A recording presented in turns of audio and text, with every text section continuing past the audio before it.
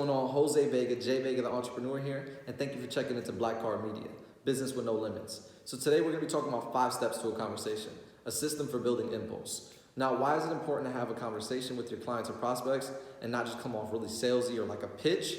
And why is it important to build impulse? It's because having that conversation and maintaining it is what's going to allow you to build a relationship with them and gather the information that you need to help paint the picture on not why your product or service is good, but why it's good for them, right? So jumping straight into it, number 1 is going to be your intro. Your introduction, very important. People make the first impression of you within the first 3 seconds of meeting you, so you want to make sure it's a good one and not a salesy one, right?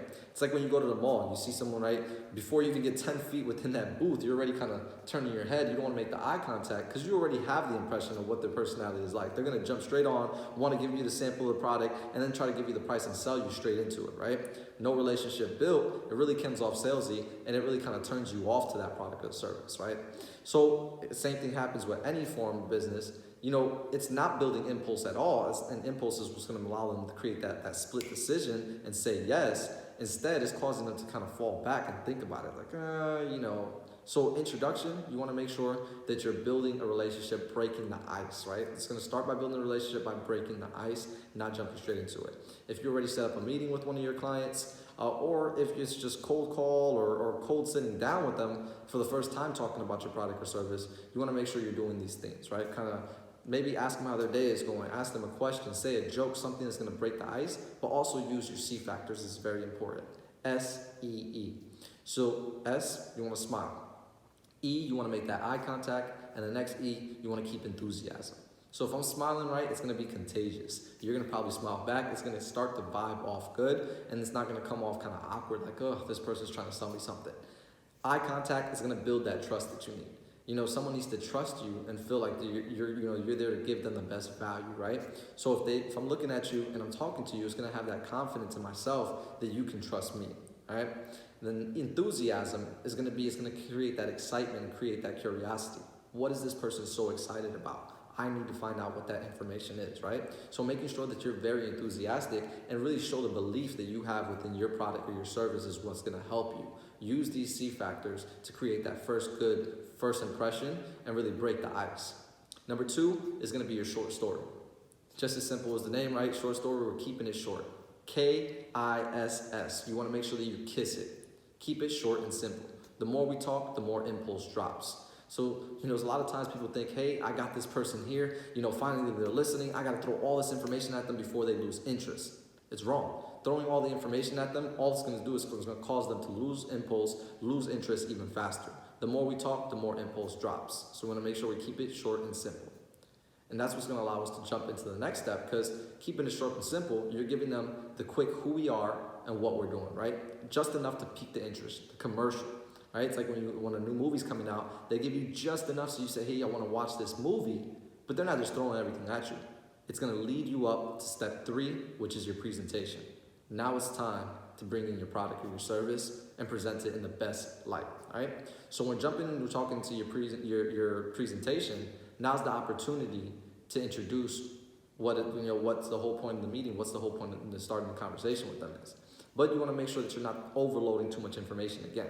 So with the presentation, first thing you want to do is you want to make sure that you put the product in the consumer's hand. You put the product in the customer's hand, that client's hand.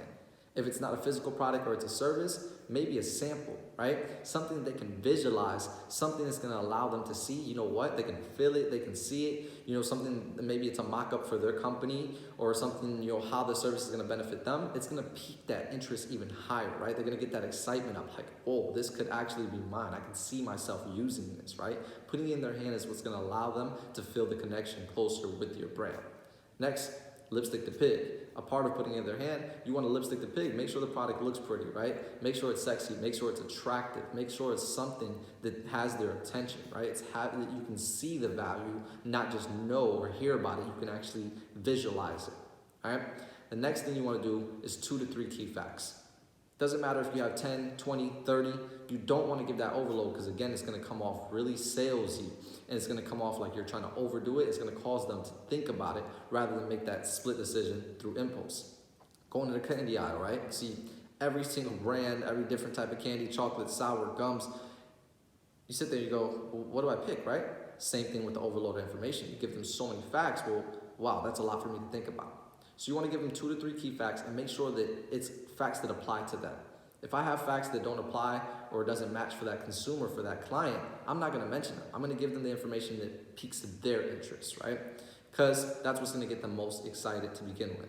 Now, after I do this, after I figure out exactly, by this point, I'm breaking the ice, I'm figuring out exactly who this person is, I'm asking these questions that's going to give me the information I need, because it's important to listen. Having the conversation, make sure it's coming from both sides, not just you throwing information at them and just pitching them. Having a conversation is going to be finding out the information and building that relationship. The client is always going to tell you what they need. It's just important for you to listen to the information and then give the answers back on how your brand or how your product or service is going to answer what they need, answer the problem, give them the solution that they're looking for. After all of this is done, it's time to stress that deal. So it's high versus low, wholesale versus retail, and then dollar versus bucks. Right? So these are all very important things. You want to make sure that they understand the value that they're getting, not just the value of the service or the quality of service they're going to get, but the actual value of what's most important to them a lot of the times is that price, right? High versus low. What are your competitors? Knowing what your competitors are charging, so that way you can compare. What are your competitors charging for this product? Wholesale versus retail.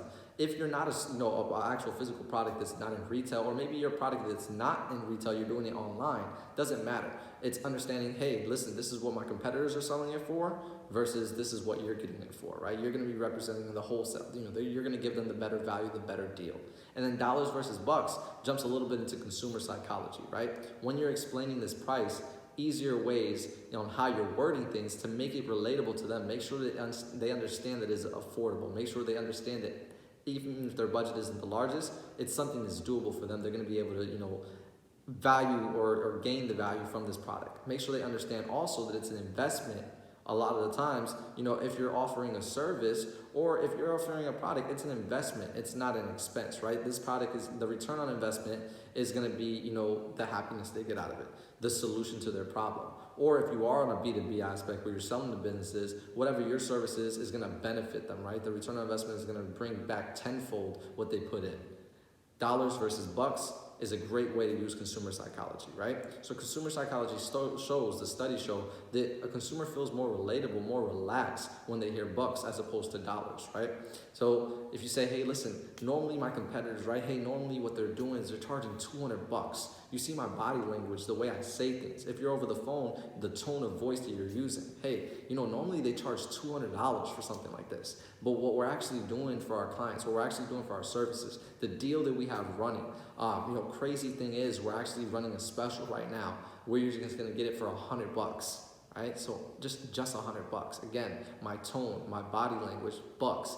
It's gonna be a little bit more relaxed, they're more inclined to be open to spending that money, right? One sounds more expensive, one sounds cheaper. Same way, like if you go into a store and you see something listed for like $19.99, right? Obviously that product's gonna come up to $20 and some change, but the fact that the consumer sees 19 first, they're more relaxed. It's something easier to take in. Same thing when it comes to explaining your price. Make sure they understand the value of what they're getting and the value compared to your competitors. Using wording, searching more into a little bit more about consumer psychology really is what's gonna help you to kick forth and stress that deal in a way where they relate to it. Bringing you to step 4 is going to be close. Very important, very crucial, a major key that a lot of people mess up on. A lot of people are great presenters, great at their pitch and explaining their product, but they fail at the close. They wasted all of this time giving them the information, helping them understand why the product is a great product, helping them understand how their service holds value, but they forget to ask for the sale. They're scared because most of the time, it's time to talk about money where most people feel uncomfortable. So they kind of go, well, so if you want to get started, when you're ready, and it's not confident. They lose all of the momentum that they've gained. So first things first, on your close, you want to make sure you close at the height of impulse, when they're most excited about it, because that's what's going to allow them, again, to make that impulse buy, right? It's like when you go to the store and you see last minute you're at the register, you didn't go there to buy Snickers, you didn't go there to buy, a bag of chips, but the fact that you see it there, you're like, you know what, maybe I do want it, buy it instantly. So you want to make sure that you get that same reaction for them. Not overloading them with information, giving them just enough to get excited, understand the value they're going to get, and close when you see that they're most excited. You're going to use the 3 A's here. Ask qualifying questions, Ask yes questions and assume the sale. Very important. Every single time you want to assume the sale. Assume that if they're still listening to you, assume that if they took the opportunity, gave you the opportunity and took the time to listen to what you had to say, it's because they see value in what you're offering them, and assume that they want it. And you're giving them a great deal, so always assume the sale. Ask them for that sale. Ask qualifying questions, right? Ask them questions that's going to allow you to get the answers where they actually see themselves as somebody that qualifies using this, somebody that they can visualize, like, hey, you know what? Yeah, I do see myself using this. Yeah, I do see the value in it, right? It's going to qualify them and help them understand, like, you know what? This is something that's going to benefit me. This is something that I can see benefiting me and something I can see myself using. Ask yes questions. You want to make sure that you ask questions that are not going to lead you to a no, not give them the opportunity to say no, because naturally a consumer is always going to have that instinct to say no if they're given the opportunity. So you want to make sure that you're always closing and using those 3 A's, which is going to bring us to 5, and the final step is going to be your rehash. What does rehash stand for? Remember, everyone has another sale hidden, right? Don't just stop. Another major mistake that a lot of people make, they make it past the close. If they're good at the close, they make it past the close, but they stop at that first yes. You never know how much more you can get unless you ask. And what's the point? What's the worst thing that can happen? If you ask and someone says no, great, you already got the sale, you already got the close. But that rehash is going to allow you to build more excitement. And it's going to allow you to re-excite them about it, right? There's something called the impulse curve. So if you're looking at the impulse curve, which will pop up on the screen in just a second, you see that the point of 5 steps to a conversation is to build that impulse. Step 1, intro. 2, 3, 4 is going to be your close, is at the height of impulse. But after you close, naturally what's going to happen? Someone just spent money, buyer's remorse, right? That impulse is going to start dropping now. Okay, they already said yes to the product, but did I need it? Is it going to bring me value? Should I have spent that money? Did I have it? So their impulse is naturally dropping. You want to use step 5 to re-excite them. Offer an extra deal. Offer more value for just little to no extra price, right? Or if you don't have an upsell, right, it's your opportunity to build upsells, bundles, specials, things like that. If you don't, who else do you know that can benefit from this, right? Give them the reassurance that this is a great value they're going to receive, so good that they should tell somebody else about it. They're going to benefit from. Maybe even give them a reward, kind of like an affiliate. Hey, thank you for the referral. You can actually receive a bonus, receive a credit to our product, to our service. Something, again, that's going to allow you to gain, is going to allow you to double your cash, first of all, but it's going to allow you to reassure that customer that they're getting a great value and reboost up that confidence, reboost back that impulse, and reduce the fact of them, cutting off the deal or returns on your product, so forth, right? So using that rehash as a chance to double your cash, get more, never stop there, and make sure that you're overall always building a conversation first, not a pitch. A conversation is going both ways, getting information and understanding the value. Again, this is Jvega, entrepreneur. Thank you for checking into Black Card Media. We look forward to seeing you on our next video. We're out of here.